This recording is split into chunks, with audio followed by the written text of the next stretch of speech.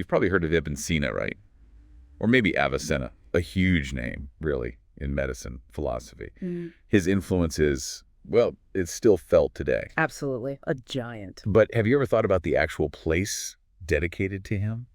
That's what we're doing today, a real deep dive into this landmark. We're heading, virtually at least, to Hamedan in Iran, to the Aramgah Abu Ali Sina. That's the tomb of Avicenna. Yeah, and our main source here is this really interesting travelogue.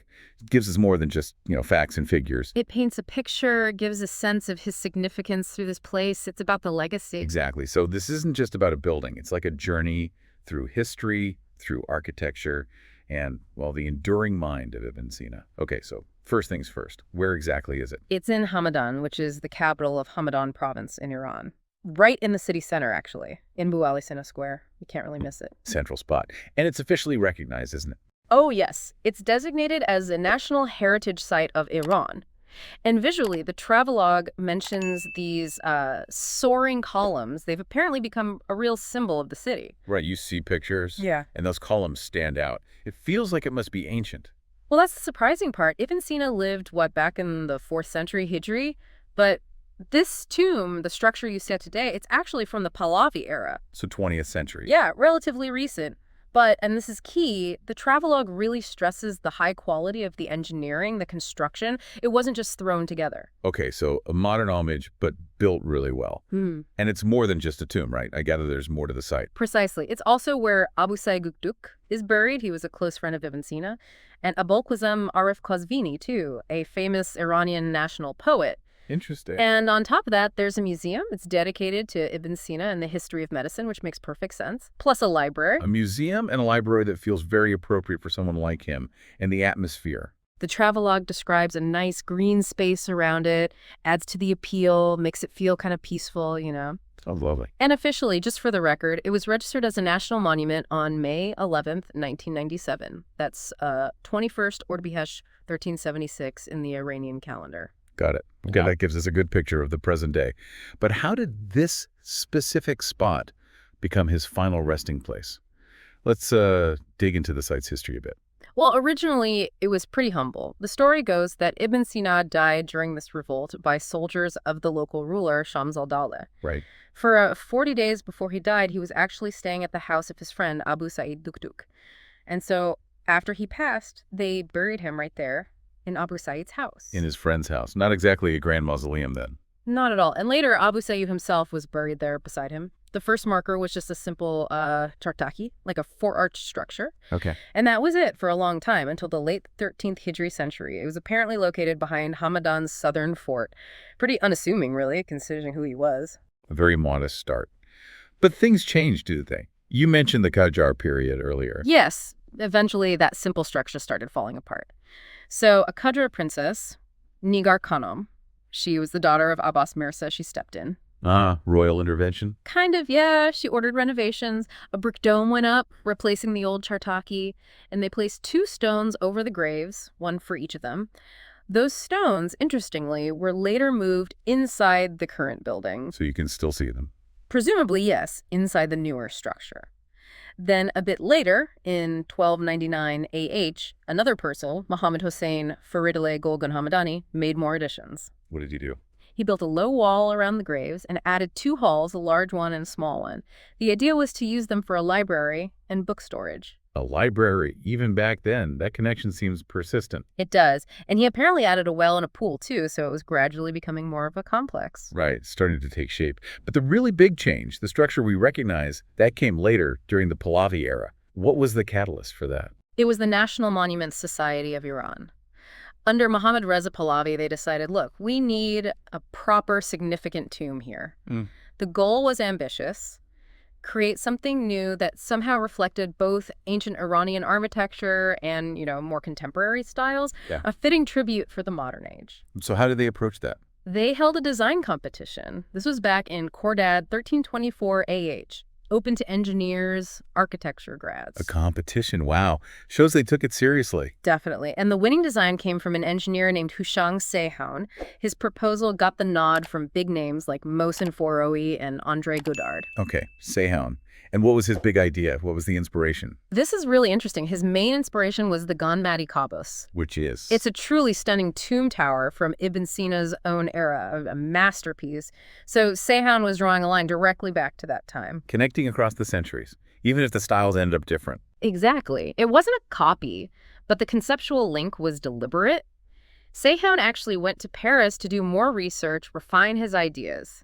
He submitted the final designs in Tier 1320 AH. It was part of his thesis work, too. That's quite the process, from Iran to Paris and back. It really is. And things moved pretty quickly after that. Early 1328, they contracted a construction company. By Khordad that year, work had started. And what about the original graves? That was handled very carefully. They exhumed the remains of Ibn Sina and Abu Saeed. It was all done formally, with witnesses, meticulous records kept. Respectfully done. Absolutely. The remains were placed in sealed boxes, ready to be reburied once the new tomb was finished. Okay. Construction wrapped up in 1330 AH. The building was handed over to the National Monuments Society in Bahman that year. And then the really significant moment, Orda-Behesht 11th, 1331 AH. The reburial. Yes, a formal ceremony. They broke the seals in the boxes, the remains were properly shrouded, and then reinterred according to religious customs. Imagine that moment, centuries later. Quite profound. So this impressive building we see pictures of, it's the direct result of that whole mid-20th century effort. Let's dive into the architecture itself. You mentioned that blend of styles. Yeah, it's a really thoughtful synthesis. Ancient Iranian meets post-Islamic architecture. The whole site is just over 3,000 square meters. The tomb building itself covers about 1,792 square meters. And Seyhan consciously drew on different traditions. Oh, absolutely. The tower, as we said, nods to Ganbadi Kaabos. The gardens, they're laid out like classic Persian gardens. The fountains recall traditional house pools, and the facade uses granite, reminiscent of ancient Iranian palaces. It's like the greatest hits of Iranian architecture woven together. Kind of, yeah. And there's symbolism, too. Seyhan apparently saw the lower levels, built with these rough, heavy stones, as representing the ancient foundations, Egyptian, Iranian, Greek, that Ibn Sina built upon. Ah, the intellectual foundations. Exactly, conveying strength, solidity, and then that contrasts with the soaring elegance of the tower rising above it. It's meant to show the ascent of Islamic thought built on that base. That's a powerful visual metaphor, built right into the stone. It really is. The travelogue also makes specific comparisons with Ganbadi Kaabos. How so? Well, Ganbadi Kaabos has 10 columns, or rather, 10 flanges or buttresses. Ibn Sina's tomb has 12 columns. 12. Any reason? The idea is that the 12 columns represent the 12 major fields of science that Ibn Sina mastered, his polymath nature. Right, reflecting his breadth of knowledge. Yeah.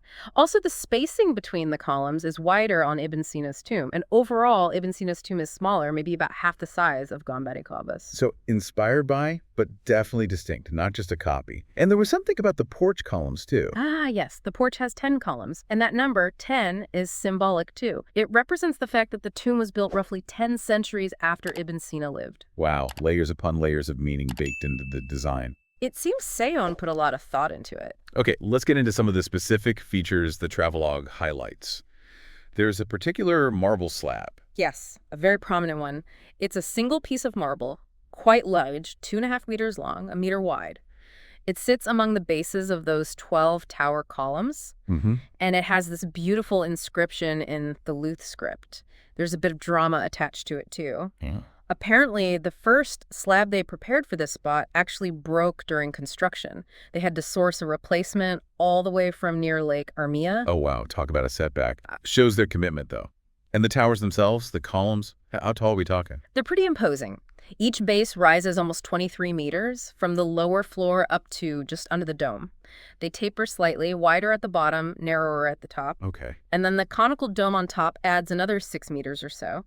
Inside, the main hall ceiling is over 6 meters high. The whole structure, top to bottom, is over 28 meters tall. Gives you a real sense of verticality. Definitely sounds grand. And when you first walk in, what's the immediate impression? You enter this square area, and the walls are lined with marble plaques, 40 of them. 40 plaques? Yeah, each over 1 meter long. And inscribed on them are 20 verses from Ibn Sina's famous poem, The Ode to the Soul. Aina, it's called. His own words greeting you. Exactly.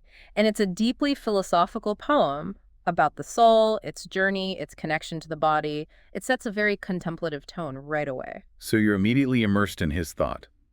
What about outside, around the tomb? There's that semicircular green space we mentioned, very nicely designed.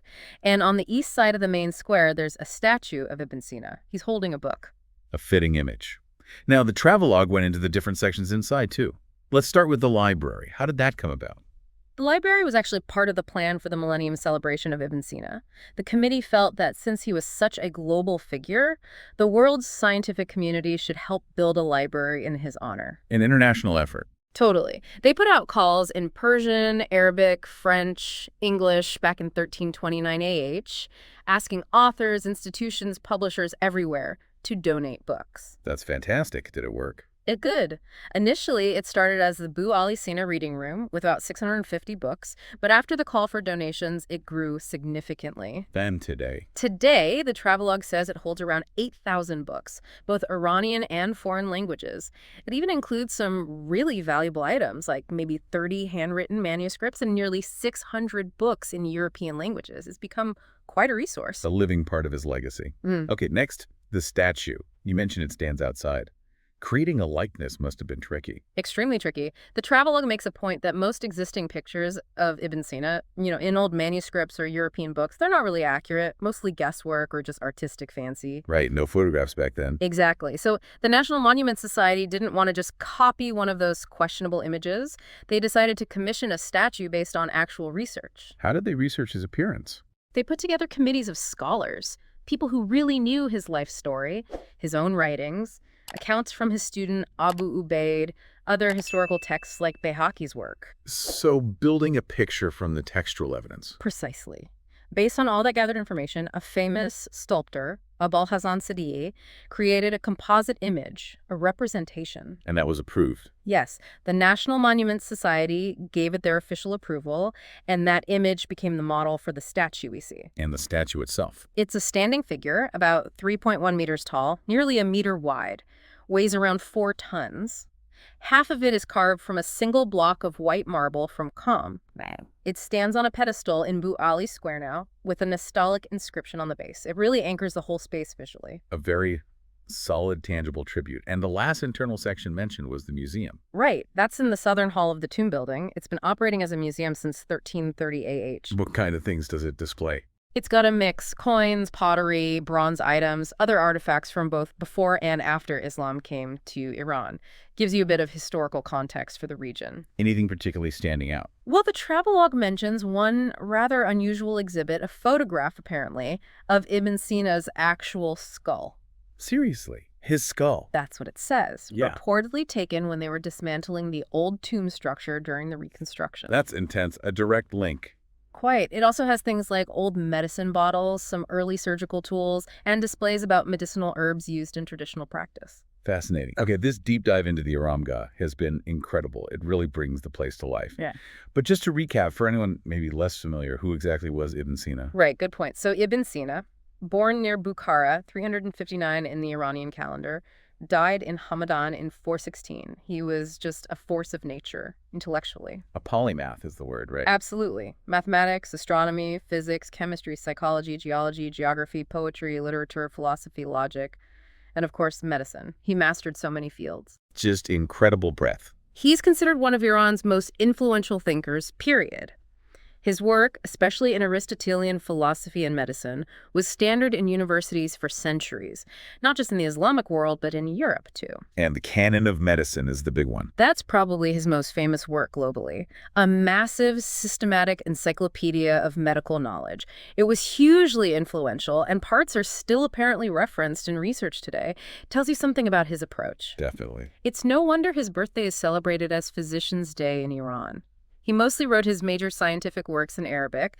That was the lingua franca for scholars then. Mm-hmm. But he wrote in Persian, too. There are over 20 known works in Persian attributed to him, plus hundreds of smaller letters and treatises on all sorts of topics. A truly towering figure. Okay, for listeners who might be thinking, wow, I'd love to see this place, the travelogue had some visitor info too, right? It did. It suggests the best time to visit Hamedan is spring or summer, as winters can be quite cold there. Makes sense. Visiting hours for the tomb are generally 8:30 a.m. to 8:30 p.m. in the warmer half of the year, and 8:30 a.m. to 5:00 p.m. in the colder half. Okay. Any closures? Yes, it's closed on some specific dates. Religious holidays like the 28th of Safar, Ashura, Tasua, martyrdom anniversaries, 21st of Ramadan, and the anniversary of Imam Khomeini's passing. Good to check ahead. Good tip. And cost. At the time the source was written, which was 1401 AH, the ticket was 5,000 Iranian toman per person. Obviously, that could change. Sure. And anything else nearby worth seeing? Yeah, the travelogue recommends checking out the tomb of Baba Tahir, another famous poet at the Hegmatana Museum, which deals with the ancient city site, and the Museum of Great Figures. You can make a real historical tour of it. Sounds like a fascinating trip. Right. So wrapping this up, it's clear the Abu Ali Sina isn't just, a grave marker. Not at all. It's become this powerful symbol for Hamedan. It's a physical story of architectural evolution, blending old and new. Yeah. And fundamentally, it's this enduring tribute to a mind that shaped so much of our intellectual history. Visiting it, or even just learning about it like this, it feels like a connection point, a way to touch that incredible heritage of the Islamic Golden Age. It really does. And it leaves you thinking, doesn't it? When you consider everything Ibn Sina achieved, and then you see how his memory is preserved and even reinterpreted through this building, through these different layers of history, it makes you wonder, what does it actually mean for someone's legacy to last like that, to evolve through stone and story? Maybe something for you, the listener, to ponder. How do we choose to remember great minds and their impact across time? How do we build memorials to knowledge itself?